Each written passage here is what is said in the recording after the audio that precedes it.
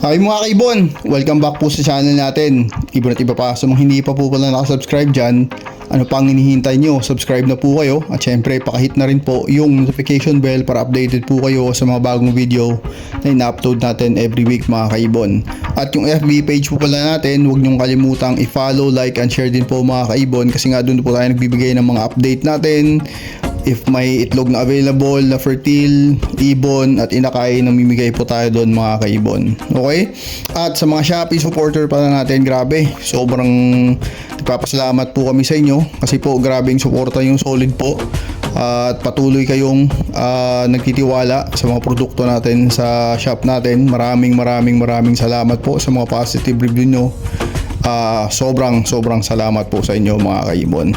At may mga painakay po pala tayo doon mga kaibon. Sabi ko nga last time, hintayin lang po tayo mga kaibon kasi baka magparapol na lang po tayo ulit.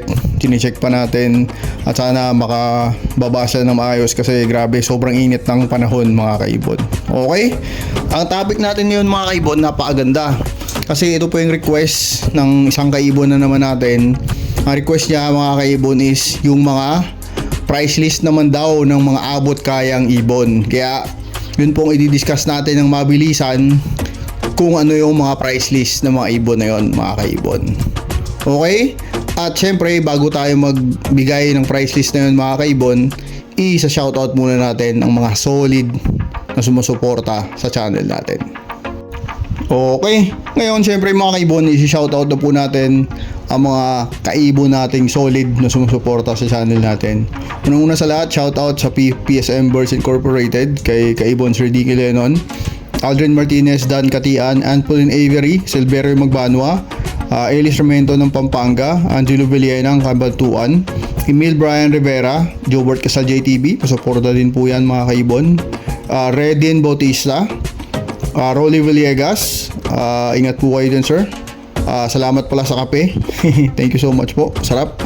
Cap Mario, kay JNTC Mini Avery ng Pangasinan, KM Mini Avery ng Nueva Ecija, Mark Joseph Caparas, Jojo Go ng Muntinlupa, ANC Mini Avery, Elmer Sinedosa ng Binangonan Rizal, D. Lerona Mini Avery ng Makati, FJ Birds, Rico Nilasca, kay Kaibon Jose Caparoso, Frank Aguilar ng Binangonan Rizal, Paradise Marjun, Fritz Sophia Mini Avery, Jonald Cruz, at si Jacob Cruz ng Barangay 97 Tondo. Sa mga tropa natin dyan, kaibigan natin sa Tondo, ingat-ingat po kayo dyan.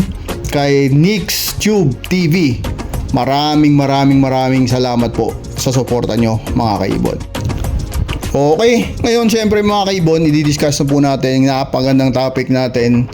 At yung topic natin mga kaibon is yung request ng isang kaibon natin na ito po yung mga abot kayang price list ng mga ibon. Syempre i-discuss na natin to ng mabilisan. Pero bago natin i-discuss to mga kaibon, kasi mag-eleksyon na, malapit ng mag-eleksyon mga kaibon, vote wisely po. Ibig sabihin po nun mga kaibon, piliin po natin, suriin po natin kung sino po ang ilalagay natin sa balota natin, kung sino po iboboto natin mga kaibon.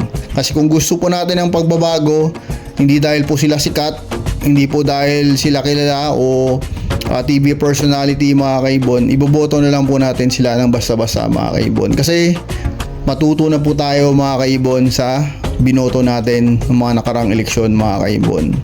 Sana po, kasi for example mga kaibon, tulad dito sa San Jose del Monte, Bulacan, may comparison po ako mga kaibon, kami actually, kasi galing po kaming Quezon City, kaya alam namin kung ano yung pamamalakad ng Quezon City at ng San Jose del Monte, Bulacan mga kaibon. Dito sa San Jose del Monte, Bulacan, ang main issue talaga dito nakita namin is yung tubig. Grabing issue ng tubig dito, walang tubig, maduming tubig, napakamahal. Isa sa pinakamahal na singil ng tubig dito sa buong Pilipinas. Kaya kung gusto natin ng pagbabago mga kaibon, bumoto tayo ng bago. 'Di ba? For example kasi mga kaibon, isipin niyo 'yun mga kaibon. Ewan ko kung nire-reading nila o hinuhulaan lang nila yung bill. Kasi isipin niyo 'yun mga kaibon ha. 6 na buwan po sunod-sunod parehas yung bill namin. Isipin nyo po yun, 6 na buwan, ni sa sentimo po mga kaibon, parehas na parehas. Walang labis, walang kulang, parehas na parehas yung bill namin. 6 na buwan na sunod-sunod yun mga kaibon. Napaka-imposible po nun mga kaibon. Kasi syempre, buwan-buwan, iba-iba yung gamit nyo ng tubig. At may isang buwan doon mga kaibon na wala kami sa bahay. Nagbakasyon kami, mga 5 araw kami wala. Tapos may pinuntahan ulit kami. Pero ang bill namin ganun pa rin. At napakamahal ng bill dito, grabe. Dito lang ako nakakita na yung bill sa tubig is sobrang mahal, tapos halos wala pa parating tubig. Paano nangyari yun mga kaibon? Kaya po, kung gusto natin ng pagbabago, bumoto tayo ng bago. Okay mga kaibon, reminder lang po sa inyo mga kaibon, kasi gaya ng sinabi ko parati, sa Pilipinas po 99% ng politiko corrupt dito, 1% na lang ang hindi. Siguro nasama si Vico Soto doon kasi siya yung na-awardan, di ba? Parati ko siyang mini-mention, idol ko kasi na-awardan siya na hindi corrupt, kaya napaganda ng Pasig. Hindi ko alam kasi hindi naman ako taga Pasig, pero hindi naman siya siguro bibigyan ng recognition ng US kung hindi maganda ang ginawa ng isang tao. Okay mga kaibon, vote wisely po. Okay? Ngayon, syempre, pupunta na tayo, dadako na tayo sa topic talaga natin mga kaibon. Ito yung price list. Didiscuss lang natin to ng mabilisan. Ito yung abot kayang price list ng mga ibon. Okay, unahin na natin si Green Opa. Si Green Opa, grabe, napakamahal nito noong unang panahon. Pero syempre, hindi na natin mababalikan yon. Ngayon, ang presyo ni Green Opa depende rin sa quality. Kaya nga sinasabi ko parati, depende sa breeder, depende sa gender, depende sa edad ng ibon. Okay mga kaibon, nilalaro pa rin to sa 350 to 500. Alam ko iba mas mababa, lalo na pang buy and sell, lalo na yung mga nagbabuying, mababa talaga. Kasi may buying ngayon pero napakababa. Syempre, kailangan nilang matumubo din, naintindihan natin yon. Okay? Presyo ng Green Opa, 350 to 500. Sunod is Power Blue Opa. Ito yung walang mga karga mga kaibon Power Blue Opa is 400 to 600 pesos. Iba mababa, iba mas mataas. Depende po, sabi ko kanina, sa breeder, quality, gender ng ibon, edad ng ibon. Okay? Sunod is Opa Pale. Ito marami rin tatanong sa atin kasi halos na wala na rin to yung Opa Pale sa merkado, pero may nagbi-breed pa rin naman na nito mga kaibon. Maganda pa rin naman yung Opa Pale. Nawala lang siya, natabunan lang siya kasi may mga bagong mutation na dumating. Okay? Opa Pale is nasa 500 to 800 pesos mga kaibon. Yung Opa Pale na yan, green, mapa-green man yan o mapa-blue, dyan naglalaroin mga kaibon. Okay? Ang susunod is Power Blue Opa Pale. Grabe, ganda pa rin ito ang Power Blue Opa Pale actually. Actually, meron pa tayo dyan.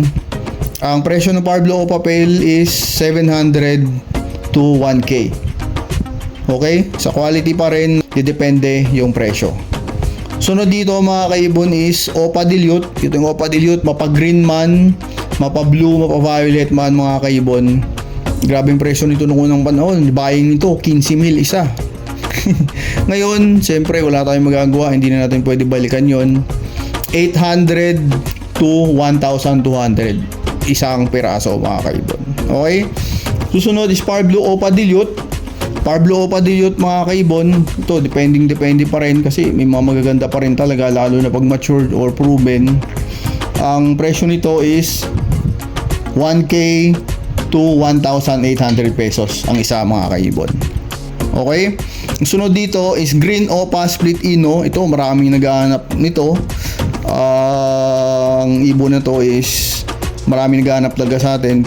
Unfortunately, wala na tayong masyadong pabuga nitong ibon na to mga kaibon. Pero ang presyo ng Green Opa Split Ino naglalaro pa rin naman po sa 1,000 to 1,500 ang isang piraso mga kaibon. Okay, basta sure Split Ino lang. Ang susunod dito is Power Blue Opa Split Ino. Ito, grabe, dami naghahanap nito parati. Kaso lang yung Power Blue Opa Split Ino natin dyan na back to back actually, meron tayo dyan, napagaling nilang bumuhay, kaya hindi natin pwede out mga kaibon. Yung binigyan natin nakaraan, kung naalala nyo, ng itlog, nakapagpalabas na. Ito yung parents nun, back to back Par Blue Opa Split Ino. Nakapagpalabas ng Crimino Opa tsaka Albino Opa, tapos yung mga kapatid puro Par Blue lahat ng nilabas mga kaibon. Kaya napakaganda. At ang presyo ulit is 1,500 to 2K pa yung isa. Okay? Susunod dito mga kaibon siyempre Lutino Opa na. Kasi dito na lang din naman tayo pupunta. Lutino Opa, karoon pa rin yung presyo 3,000 to 5,000 pa rin. Depende sa quality, kasi pagka mga madidiin talaga na Lutino Opa, ako nanghihinayang ako way out. Kaya gusto ko lang nasa flight cage lang sila dyan. Wala naman problema kung tumagal sila dyan o dumami sila dyan, kasi napakaganda nila tingnan. Dyan lang sila. Tatago lang muna sila kasi napakaganda. Okay, 3 to 5K po Lutino Opa. At lastly po mga kaibon is Crimino Opa. Siyempre ito, grabe naghahanap pa rin ito sa atin mga kaibon. Medyo hindi na tayo nakakapag-produce, pero may sinalang tayo dyan mga kaibon. Ito, madiin to na Crimino Opa. Sana makapag-produce tayo, kaso lang sobrang init, pero try natin. Ang presyo ng Crimino Opa mga kaibon is 4,000 to 7,000 pesos pa yung isa mga kaibon. Okay? Yun po yung mabilisang discussion natin sa abot kayang presyo ng mga ibon mga kaibon. Sa gusto magsimula, may mga pares tayo dyan, proven pair, tsaka may mga nakatambay tayo dyan sa flight cage. Magpo-post tayo sa FB page natin mga kaibon. Okay? Sana po nag-enjoy kayo sa munting topic natin ngayong this week mga kaibon. God bless po sa lahat. Ingat po kayo mga kaibon kasi sobrang init. Grabing init ng panahon. Ingat sa pamilya nyo mga kaibon dyan. See you po. See you next time mga kaibon. Maraming salamat. God bless po sa inyo lahat.